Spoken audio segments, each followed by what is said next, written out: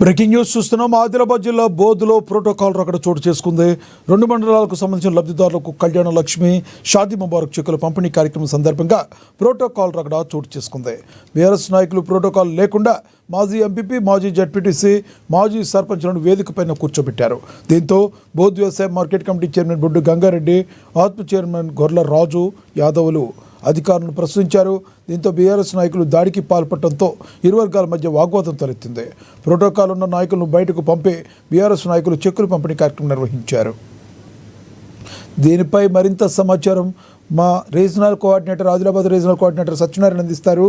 సత్యనారాయణ, చెప్పండి, మీ దగ్గర ఉన్న తాజా సమాచారం ఏంటి? అక్కడ బీఆర్ఎస్ నాయకుల యొక్క దందాకి గల ప్రధాన కారణం ఏంటి?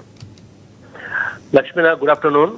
అయితే బోత్ మండల కేంద్రంలో 2 ఇటు ఆదిలాబాద్ బోత్ అలాగే నేరేడుగొండకు సంబంధించి అక్కడ ఉన్నటువంటి ఒక చెక్కుల మాజీ బీఆర్ఎస్ నాయకులు పట్టించుకోకుండా వీళ్ళపైన దురుసుగా ప్రవర్తించడం, అలాగే అక్కడి నుంచి వెళ్ళిపోన్నట్టుగా తోసేసినట్టు సందర్భం కూడా ఉన్నట్టుగా మనకు సమాచారం అందుతోంది. అంతేకాకుండా అక్కడ ఎమ్మెల్యే కూడా అటు వాళ్ళని అంటే స్థానిక తోటి బీఆర్ఎస్ నాయకుల్ని ప్రోత్సహించడం, ఇది ఎందుకంటే ఇలాంటి గొడవకు దిగొద్దని చెప్పకుండా వాళ్ళను సంధాయించకుండా ఇటు కాంగ్రెస్ నాయకులకు విరుద్ధంగా మాట్లాడడం, అలాగే స్థానిక తమ పార్టీకి చెందిన నేతలకు వత్తాసు పలకడం అనేటటువంటిది అక్కడ ఎక్కువ జీర్ణించుకోలేకపోతున్నారు కాంగ్రెస్ నాయకులు.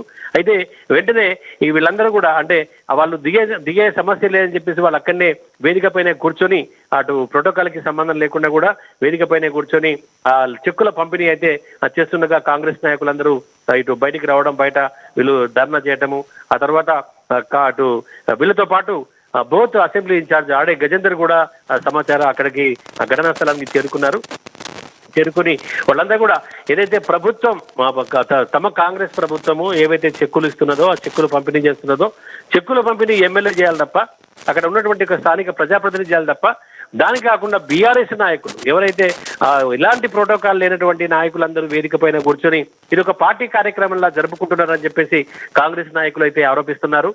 వెంటనే వాళ్ళను దించేంత వరకు ఏదైతే అక్కడ వేదిక ఉన్నదో వేదిక పై నుంచి ఆ చెక్కుల పంపిణీ కార్యక్రమం నుంచి ఆ ప్రోటోకాల్ కి సంబంధం లేని వ్యక్తుల్ని దించేంత వరకు కూడా తాము ధర్నా విరమించమని చెప్పేసి అక్కడ కాంగ్రెస్ నాయకులందరూ కూడా రోడ్డుపై బైఠాయించి నిరసన వ్యక్తం చేస్తున్నారు.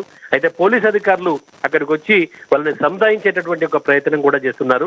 ఏదేమైనప్పటికీ ఇటు అంటే ప్రోటోకాల్ రగడ మాత్రం ఇటు బోతులో ఒక రకమైనటువంటి ఒక కాస్త ఉద్రిక్త పరిస్థితిని కల్పించినట్టుగా చెప్పొచ్చు. Lakshminath, thank you Satyanarayana.